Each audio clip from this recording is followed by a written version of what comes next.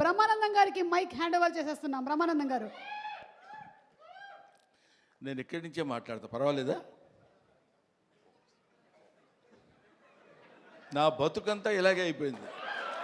40 సంవత్సరాల క్రితం ఇలాగే వెనక నుంచి తోశారు, ఇప్పుడు ఇక్కడికి వచ్చి పడ్డాను. ఇప్పుడు ఏంటి ఒక్కొక్కళ్ళు ఎంతసేపు మాట్లాడుతున్నారో అనుకున్నా. నేను ఎంతసేపు మాట్లాడతానో నాకు తెలియదు.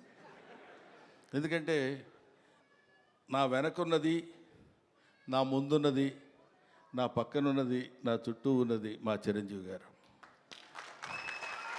కాబట్టి ముందు గుర్తుపెట్టుకొని చెప్పాల్సిన కొన్ని మర్చిపోయినా పర్వాలేదు, కానీ గుర్తుపెట్టుకొని చెప్పాల్సిన విషయాలు కొన్ని ఉన్నాయి. ఈ సినిమాకి ప్రొడ్యూసర్ మిస్టర్ రాహుల్ యాదవ్. ఈయన వచ్చి నాకు స్టోరీ చెప్పినప్పుడు నేనేమన్నాను, వాళ్ళు ఏమన్నారని అందరూ చెప్పారు. అర్థం కాకుండా మా డైరెక్టర్ గారు కూడా చెప్పారు, ఏ మాటగా మాటే. కానీ మేమందరం కలిసి కూర్చుని చేసేటప్పుడు ఒక ప్యాషన్ ఉన్న ప్రొడ్యూసర్. జనరల్గా ఊరికే ఏదో డబ్బు ఇచ్చేసి సినిమా చేసేయండి అనటం కాకుండా, సినిమా ఇలా తీస్తే బాగుంటుంది, ఇలా ఉంటే రాత్రి 7:30 వరకు, ఇవాళ మార్నింగ్ 7:30 వరకు కూర్చుని పనిచేసినటువంటి అతి తక్కువ మంది కుర్ర ప్రొడ్యూసర్స్లో నేను చూసింది రాహుల్ యాదవ్ని. I feel proud. అటువంటి అంటే కొంచెం చదువుకుని దాన్ని ఆకళింపు చేసుకుని మంచి సినిమాలు తీయాలనేటువంటి ఆలోచనలో ఉన్న ప్రొడ్యూసర్స్లో రాహుల్ యాదవ్ ఒకడు. ఆ తర్వాత డైరెక్టర్ నిఖిల్ తను ముందు అసలు ఫస్ట్ ఒక 3 days నన్ను, ఇంకా ఇదిగో ఇప్పుడు మన రఘుబాబు లాంటి వాళ్ళను, లేకపోతే ఒక రాజీవ్ కనకాల లాంటి వాళ్ళను చూసినప్పుడు ఒక చిన్న అంటే నేను వీళ్ళని డైరెక్ట్ చేస్తున్నాను అనే దాని నుంచి ఒక 3 days కొంచెం తప్పుకోవడానికి కష్టపడింది. ఎందుకంటే వెరీ వెరీ గుడ్ బాయ్, దానితో పాటు వెరీ ఇంటెలిజెంట్ బాయ్. లేకపోతే ఇంత కథ ఈ రకంగా రాయగలిగినటువంటి కెపాసిటీ సామాన్యంగా ఉండొచ్చు. ఇది తాత మనవడు గురించి చెప్పేది. ఒక మాటలో చెప్పాలంటే, with the permission of the producer, ఒక మాటలో చెప్పాలంటే ఒక బేవర్స్ తాత, ఒక ఎడమెంట్ గ్రాండ్ సన్, వీళ్ళిద్దరూ వాళ్ళ జీవితాల్ని ఒక చోట నిలబెట్టుకుని, ఒక చోట కలుసుకుని, ఇద్దరు very good grand father and very good grand son అనే స్థితికి అందంగా తీసుకొచ్చినటువంటి స్టోరీ ఇది. తర్వాత ఇది వ్యాలంటైన్స్ డే రోజున రిలీజ్ చేస్తున్నాం అన్నారు. వ్యాలంటైన్స్ డే అంటే ప్రేమికుల దినోత్సవం. ప్రేమికులు అనగానే మనం వెంటనే టీనేజ్లో అమ్మాయిలు అబ్బాయిలు ప్రేమించుకోవటాలు అనేది అది కామన్ పాయింటే. ఒక తాత మనవడు ప్రేమించుకోవటంలో కూడా ప్రేమ ఉంది. ఒక తండ్రి కొడుకు ప్రేమించుకోవటంలో కూడా ప్రేమ ఉంది. ఇలాగా ఒక స్నేహితుడు మధ్య కూడా ప్రేమ ఉంటుంది. అది ప్రేమ ఈజ్ యూనివర్సల్. అది రేపు తాత మనవడిద్దరి మధ్య ఉన్నటువంటి ప్రేమ గురించి చెప్పే రోజున February 14th ఈ సినిమా రిలీజ్ అవుతుంది. సినిమా చాలా అద్భుతంగా ఉంది. నా మాట వినడం చూడండి, అమ్మతోడు మీరు నమ్మండి సార్, నా మాట వినడం బతిమిలాడటం కాదు. సిన్సియర్గా సినిమా బాగుంది అని అబద్ధం చెప్పకుండా చెప్పేటువంటి స్థితి నాకు నా సినిమా చూసిన తర్వాత కలిగింది. అందువల్ల మీ ముందు చెప్తున్నాను.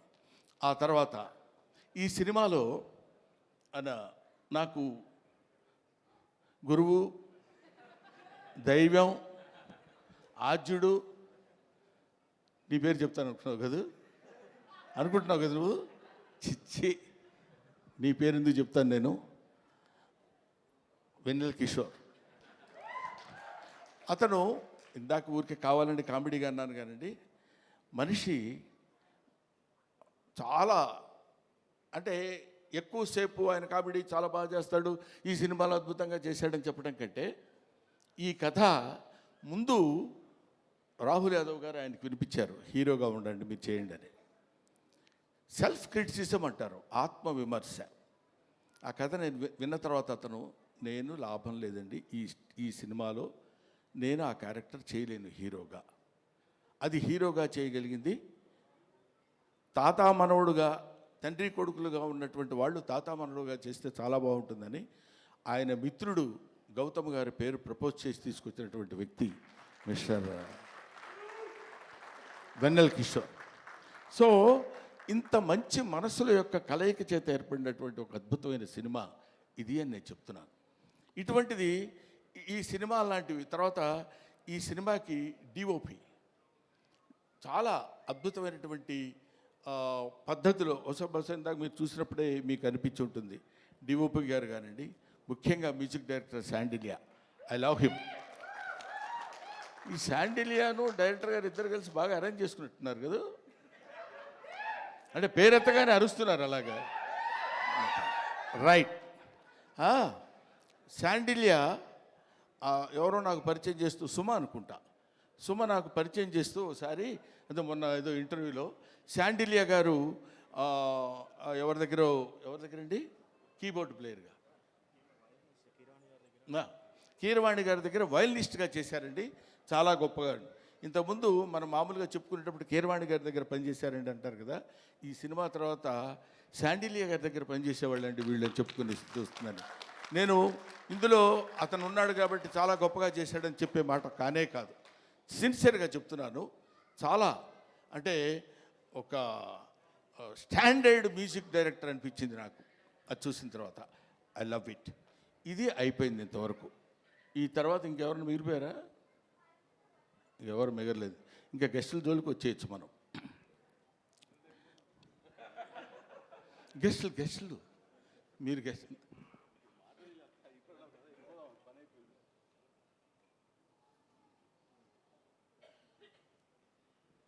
అది ఇప్పుడు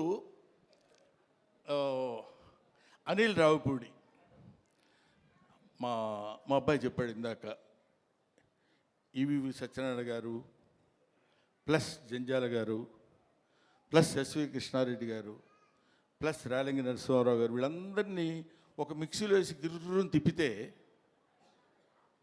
అనిల్ రావిపూడి.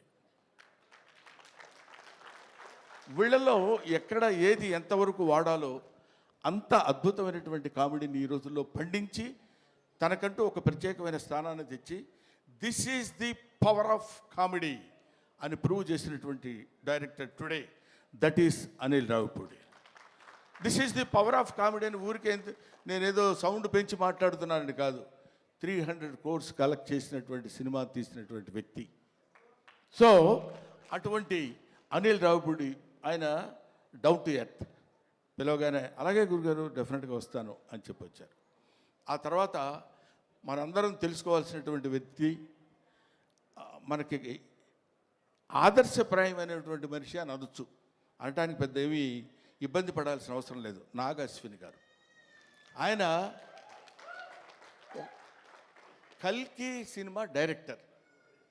మామూలుగా ఒక సినిమా డైరెక్షన్ చేస్తేనే అసలు డోర్ దగ్గరనే కారు ఒకటి తీస్తాడు, అది తీసి ఫ్యాన్ అనుకుంటూ వచ్చే రోజుల్లో ఒక సినిమాలో కామెడీ క్యారెక్టర్ ఏదో చేస్తే అద్భుతంగా పండిపోతే నా అంత టోళ్ళు లేడు అనుకునే రోజుల్లో ఆయనకు ఒక కారు ఉంటుంది. అది ఎవరి కోసమో వాళ్ళందరినీ మెప్పించడం కోసం పెట్టే కారు కాదు, తన పద్ధతి, తన విధానం, తను very very very what is human being అనేది ఎలా ఉండాలో మనం నేర్చుకునేటువంటి అతి తక్కువ మంది ఈ రోజుల్లో భూమి మీద సంచరిస్తున్నటువంటి రోజుల్లో నాగాశ్విన్ ఒకడు. I love him, I respect him, I admire him, everybody should admire him. ఇవాళ మనం మాట్లాడుకుంటూ చెప్పే విషయం అయిపోయారు. రఘుబాబు అనుకుంటున్నాడు నా గురించి చెప్పడేంటి, వాడు మన సుధాకర్, కమెడియన్ సుధాకర్ కొడుకున్నాడు అక్కడ బెన్నేని. వీళ్ళందరూ కొంతమంది ఉన్నారు, ఆడపిల్లల విషయం కన్ఫ్యూజ్ అవుతాను పేర్లు. మీరు మాట్లాడితే తాత తాత అంటున్నారు. నాకు చాలా సంతోషంగా ఉందండి. ఎంత సంతోషంగా ఉంది తాత అంటే. అసలు మరీ ఈ అమ్మాయి అయితే రావడం తాత అనుకుంటూ వస్తుంది సెట్లోకి. అంత మరీ వినపడేట్టు అరవక్కర్లేదులేమ్మా, తాత అనే క్యారెక్టర్ తెలుసు కదా, దానికి ఎందుకు దాని గురించి అని. సరే, ఆడపిల్లలు వాళ్ళ మేరకు అందరి చేత అద్భుతంగా నటింపజేయించినటువంటి దర్శకుడికి, వాళ్ళకి అవకాశాన్ని కల్పించినటువంటి ప్రొడ్యూసర్ గారికి, అందరికీ నా హృదయపూర్వకమైన నమస్కారాలు తెలియజేసుకుంటూ, ఎవరినైనా మర్చిపోయి ఉంటే క్షమించండి, లేకపోతే లేదు, అది మీ ఇష్టం, నేను దానికి ఏం చెప్పలేను. పోతే one and only that is megastar Chiranjeevi. Megastar Chiranjeevi గారి గురించి కోర్స్ ఆయన గురించి మాట్లాడటానికి నా ఒక్కడికే క్వాలిఫైడ్ మ్యాన్ అనుకుంటున్నాను. ఆయన 40 సంవత్సరాల సుదీర్ఘమైన ప్రయాణం ఆయనతో, నా 4 decades. ఆయన ఖైదీ సినిమా చూడటం కోసం భీమవరంలో, అప్పుడు అత్తిరి కాలేజీలో లెక్చరర్గా చేసేవాడిని. భీమవరం వచ్చినప్పుడు పని మీద హడావుడిగా వెళ్ళిపోయి ఆ సినిమా చూసి వచ్చి, ఎవడో కుర్రాడు భలే చేస్తున్నాడు రా అసలు ఏదండి అదే చెప్తున్నాను. భీమవరం నేను అత్తిలి అంటే ఒక it's neither village Nar A town కావాలనుకుంటే, కొంచెం సిటీ లాంటి ప్లేస్ కావాలనుకుంటే భీమవరం వెళ్ళేవాళ్ళం. అప్పుడు నా మిస్సెస్ ప్రెగ్నెంట్గా ఉంది. ఏడ్రా ఎక్కడ నేను గబుక్కుని ఎవరినో చూపించినట్టు ఉన్నప్పుడు తను తీసుకుని భీమవరం వెళ్ళి, భీమవరంలో చెకప్ చేయించుకొని అది పాజిటివ్ వచ్చింది అనగానే గబ పరిగెట్టుకుంటూ ఆవిడని లాక్కుని ఆల్మోస్ట్, ఎందుకంటే ఆ సినిమాలో ఫస్ట్ ఫైట్ బిగినింగ్లోనే ఫైట్ ఉంటుంది, ఇది ఖైదీ ఫైట్. అంతవరకు అట్లాంటి ఫైట్ చూసిన వాళ్ళు లేరు. ఇవాళ చిరంజీవి గొప్పోడయ్యాడు, చిరంజీవి చాలా గొప్పోడయ్యాడంటే he's the trend setter. Trend setter అంటే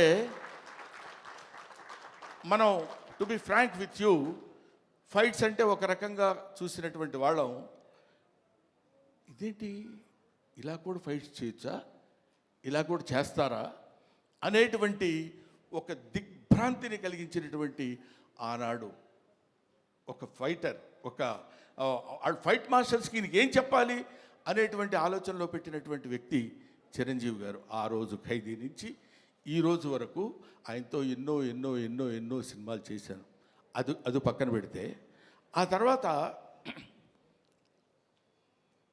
కొంతమంది, ఇప్పుడు నేను కొన్ని ఫంక్షన్స్కి ఆయనతో పాటు అప్పట్లో ఘరానా మొగుడులో అది గుంటూరులో జరిగింది, 100 days ఫంక్షన్ గుంటూరులో జరిగితే మొత్తం అంటే కనుచూపు మేరకు, ఇప్పుడు ఇట్లా కూర్చున్నప్పుడు ఇది ప్యాంటు ఇది షర్టు ఇట్లాగా కనపడేది కదా, అలా కనపడలే. ఇక్కడి నుంచి చూస్తే అన్ని తలకాయలు అలా అలా అలా కదులుతున్నట్టున్నాయి, 1 ఎకరం 2 ఎకరాలు. అది Chiranjeevi charisma on the stage. అది నేను చూశాను కాబట్టి నేను ఒక్కడే ఆ విషయం చెప్పగలను. అది ఆయన కారులో లక్కీగా ఏంటంటే, అప్పుడు బ్రహ్మానందం చిరంజీవి గారికి చిన్న అల్సేషన్ డాగ్లా ఉండేవాడు. అంటే ఆయన రక్షిస్తాడని కాదు, ఆయన కారు ఎక్కితే గబుకన్ డాగ్ కూడా ఎక్కి కూర్చుంటుంది. అది Brahmanandam place on those days. అక్కడి నుంచి ఆయన ఎక్కిన బస్సులో బెజవాడలో స్టే చేసి గుంటూరు వరకు వస్తున్నప్పుడు, బెజవాడ నుంచి గుంటూరు వరకు జనం బస్సు పక్కన ట్రైన్స్లో దాన్ని ఏమంటారు మోటార్ సైకిళ్ళ మీద వాటి మీద వీటి మీద వెనక ఏమైనా అయిపోతామేమో అన్న భయం కూడా కలిగే రోజుల్లో అది ఆయన చరిష్మా. కాలు కదిపితే 2 రాష్ట్రాలు, ఇవాళ 2 రాష్ట్రాలు, ఒకప్పుడు ఆంధ్రప్రదేశ్ గిల్ల గిల్ల గిల్ల గిల్ల కొట్టుకునేది. చిరంజీవి డాన్స్ అంటే ఇది కదా చిరంజీవి డాన్స్ అని అనుకునేవాళ్ళు. డాన్స్ సాంగ్ చెయ్యటం అంటే that credit goes to Chiranjeevi only, one and only. ఆ తర్వాత ఫైట్స్, తర్వాత కొన్నాళ్ళు మాకు భయం వేసింది, మా బొచ్చల్లో రాయేస్తాడేమో అని. అంత బాగా కామెడీ చేస్తాడు ఆయన. అది చూడండి, అది ఏమీ ఎరగనట్టు అట్లా ఫేస్ పెట్టి ఇలా అన్నట్టు, ఎంత మేమందరం సరదాగా కామెడీ సార్ ఏ కిషోర్ నువ్వు కూడా చేసినట్టున్నావు కదా, ఏముంది సార్ అన్నట్టు ఉంటుంది. కానీ మన భయాలు మనకు ఉంటాయి. అది అనేక రకాలైనటువంటి, ఇప్పుడు ఎవరు నేర్పారమ్మ ఈ కొమ్మకు పూలిమ్మని రెమ్మకు అన్నట్టు, ఎవడు నేర్పాడు ఈయనకి హార్స్ రైడింగ్? ఎవరు నేర్పాడు? ఇవాళ నేర్చుకుంటానికి వాళ్ళ ఫాదర్ హార్స్ రైడింగ్ నేర్చుకోరా అని చెప్పి అక్కడికి పంపించరా, తనే నేర్చుకున్నాడు. కొదమ సింహంలో అలా పట్టుకుని కౌబాయ్ లాగా క్యాప్ పెట్టేసి వెళ్ళిపోతున్నాడంటే దట్ ఈస్ చిరంజీవి. అసలు బంగారు కోడి పెట్ట అన్నప్పుడు ఇదిగో ఇది 25 years బ్యాక్ చరిత్రని ఇప్పటి వరకు మీరు గుర్తుపెట్టుకుని ఉన్నారు. That is Chiranjeevi. ఊరికే నేను చిరంజీవిని పొగట్టం కోసం నేను ఇవాళ రమ్మలేదు.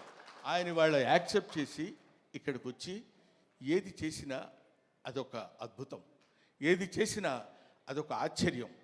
కొన్ని ఆశ్చర్యాలు మనం చేయలేం, అవి కుదురుతాయి అంతే. Wonders cannot be made, they happen. అటువంటి ఆశ్చర్యకరమైనటువంటి జీవితాల్లో జన్మల్లో ఒక జన్మ చిరంజీవి గారిది. ఇంకా చాలా చాలా చెప్తూ, అందుకనే ఆయన్ని ఊరికనే చాలా గొప్పవాడండి చాలా గొప్పవాడని కాకుండా కారణ జన్ముడు అనటానికి రీజన్ అది. ఇటువంటి కారణాల వల్ల పుట్టినటువంటి వ్యక్తి. ఇందాక నుంచి ఇప్పుడు ఆ అమ్మాయి మాట్లాడుతున్నప్పుడు చిరంజీవి గారు మిమ్మల్ని చూస్తూ అని కళ్ళ నీళ్ళు పెట్టేసుకుని ఆ యాంగ్జైటీ, ఎక్సైట్మెంట్ నేను చూశాను చాలా చోట్ల. ఆయన పక్కనే ఉంటుండేవాడు కదా, వెళ్ళినప్పుడు ఏమన్నా వచ్చేసి గడగడ పడుకుని ఇలాంటివి ఎన్ని ఎన్ని ఎన్ని ఎన్ని చూశాడు. ఆయన చూడని చరిత్ర, ఆయన చెప్పని చరిత్ర, ఆయనకి తెలియని చరిత్ర. That is Chiranjeevi. ఈరోజు చిరంజీవి గారు ఇంకొక విషయం చెప్పేసి బోరు కొడుతున్నారా అనిపించుకోవడం కోసం చెప్పా. ఇంకో విషయం ఏంటంటే, నేను కింగ్ ఇండియన్ సినిమా కాదు, కింగ్ ఆఫ్ వరల్డ్ ఫిలిం ఇవాళ కాదు. నేనేదో ఊరికనే మీరు ఇండియా అన్నారు కాబట్టి నేను వరల్డ్ అందామని కాదు.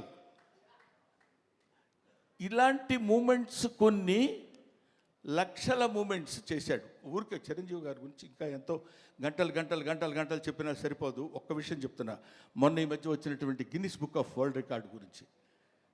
ఒక సాంగ్లో కొన్ని మూమెంట్స్ ఉండాలి. అలాంటి మూమెంట్స్ ఇప్పుడు మీరు ఒకసారి చిన్నపిల్లలే ఉంటే గుర్తుంటుందో లేదు తెలియదు కానండి, రగులుతుంది మొగలి పొద, ఆ పాటలో బా ఏంటిది బాడీయా లేకపోతే ఏదన్నా ఒక రబ్బర్ ఇదే అనేటువంటి స్థితిలో ఆ సాంగులో ఉన్న మూమెంట్స్ మాత్రమే మనం చూసి కౌంట్ చేసుకోగలిగాం. ఒక్కొక్క మూమెంట్ ఓకే చేయడానికి ఆ కొరియోగ్రాఫర్ ఎన్ని టేక్స్ చేస్తుంటాడో ఆలోచించండి. హీరోయిన్ తప్పు చేసినా చేయాలి, ఆయన తప్పు చేసినా చేయాలి, పొరపాటు జరిగితే చేయాలి. అలాంటిది ఒక్కొక్క పాటలో కొన్ని 500 సార్లు 1000 సార్లు రిహార్సల్ చేసి ఉంటాడు ఆయన. అలాంటి పాటలు ఎన్ని సినిమాల్లో చేసి పాట, డాన్స్, కొరియోగ్రఫీ అంటే చిరంజీవి. కొత్త వాళ్ళు ఎవడన్నా వచ్చాడంటే ప్రభుదేవాకి ఆ రోజుల్లో చెప్పి దా నువ్వు చెప్పు చెయ్యి ఏం చేస్తావని జగదేక వీరుడు అతిలోక సుందరిలో చేస్తుంటే అది ఈయనకి ఏం చెప్పాలి ఎలా చెప్పాలి అనే లారెన్స్ మాస్టర్ దగ్గర నుంచి తిప్పలు పడ్డాయి నాకు తెలుసు. అటువంటి చిరంజీవి గారి గురించి ఇంకా చాలా చాలా చెప్పచ్చు.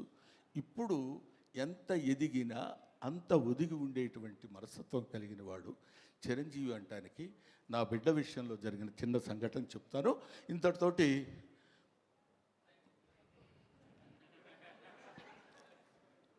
నేను ఈ సినిమాకి చీఫ్ గెస్ట్గా ఆయన్ని పిలుద్దాం అనుకుంటే సరే ప్రతిసారి మనకు తెలుసు కదా ఆయన గురుగారు మన ఇంట్లో అంటే వస్తాడు ఆయన. వీడి ప్రతిదానికి ఎక్కడ ఏదైనా రండి అంటాడేంటి అని అనుకుంటారేమో అనే ఆలోచనతో కొంచెం తటపటాయించా. నాకు నా తమ్ముడు ఉన్నాడు ఎదురుగా, రాజా రవీంద్ర, అతనితో చెప్పా ఇట్లా మీరు ఎందుకు సార్ అలా అనుకుంటారు, ఆయన అలా అనుకోడు సార్ అన్నారు. అయినా నాకు కొంచెం చాలక ఎవరినన్నా పిలుద్దామా, ఎలాగన్నా ఎవరన్నా వస్తే బాగుంటుంది కదా అనుకుంటే ఈ విషయం తను చిరంజీవి గారికి చెప్పాడు. ఏమండి బ్రహ్మానందం అనే సినిమా వాళ్ళ అబ్బాయితో తీశాడు, యాక్ట్ చేశాడు, మిమ్మల్ని చీఫ్ గెస్ట్గా పిలవాలనుకున్నాడు. కానీ గురువుగారిని మరీ మనం ఎక్కి తొక్కేసినట్టు బాగుండదురా, ప్రతి చోటకి 9వ తారీఖు 5వ ఫంక్షన్ ఉంది, 10వ తారీఖు అయితే మళ్ళీ 11వ తారీఖు ఫంక్షన్ అంటే కొంచెం ఇబ్బందిగా ఉంటుందని అన్నాడంటే ఆ ఫోన్ ఇలాగి అని తన దగ్గర ఫోన్ తీసుకుని సడన్గా చూస్తే ఈయన ఫోన్, బ్రహ్మో రా చాలా కాలం అయింది మాట్లాడి, నన్ను పిలవడానికి ఎందుకంత మొహాటపడ్డావు? లేదు నేను ఇటు సైడ్ నుంచి అంటే మాట ఇంకా అక్కడి నుంచి వాయిసే ఒకటి దానిలో చేసిన తప్పు ఇంకోటి, ఈ రెండు కలిపి లేదు. గౌతమ్ నీకు బిడ్డ, నాకు బిడ్డ లాంటి వాడేరా, నువ్వేమి ఆలోచించొద్దు, నువ్వు ఎక్కడో టైము రాజా రవీంద్రకి చెప్పు, నేను వస్తున్నాను, you just note it down, that is Chiranjeevi. ఆ చిరంజీవి అంతెత్తు ఒక విశ్వనట వ్యాప్తంగా వచ్చినటువంటి, విశ్వమంతా విహరించినటువంటి ఒక అద్భుతమైన వృక్షం కింద మనకి కల్పవృక్షం కింద కనపడ్డా. కల్పవృక్షం అనే పదం ఎందుకు వాడాను, పిచ్చి పిచ్చిగా ఆయన పొగట్టం కోసం మాట్లాడే మాట కాదు. ఎంతమంది వెళ్ళి చేయి జాపడిగితే ఉత్త చేతులతో పంపించిన వాడు కాదు చిరంజీవి, అది తెలుసు. అవన్నీ పక్కన పెడితే ఎవడు బాధ అంటే, ఆయన పాపం బోళా శంకరుడు అని నేనంటే ఒకసారి తిట్టాడు, నన్ను మామూలుగా తిట్టలేదు, అన్నవే ఏం బోళా అంటే అన్నారు.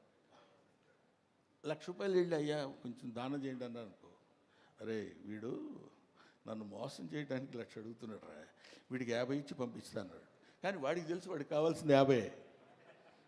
అంటే ఇచ్చేటువంటి గుణం అలా ఉందంటానికి, ఇంత మనం చూస్తున్నటువంటి చిరంజీవి ఇంత గొప్పవాడు, ఇంత గొప్పవాడు, ఇంత గొప్పవాడని మనం అనుకుంటానికి, అంత విస్తరించినటువంటి ఆ చెట్టు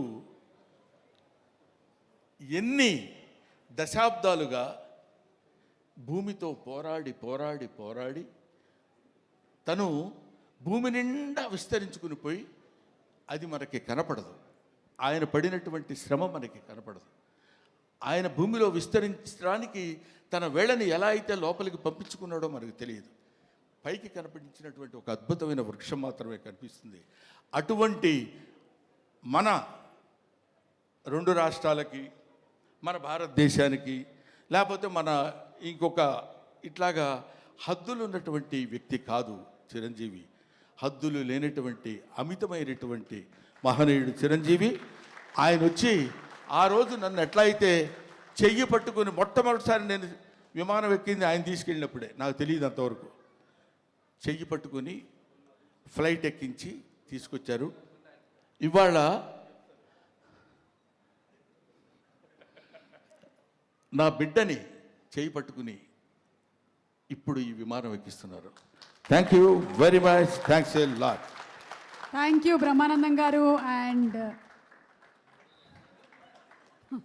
పళ్ళ సెట్ ఊడిపోద్ది. Thank you.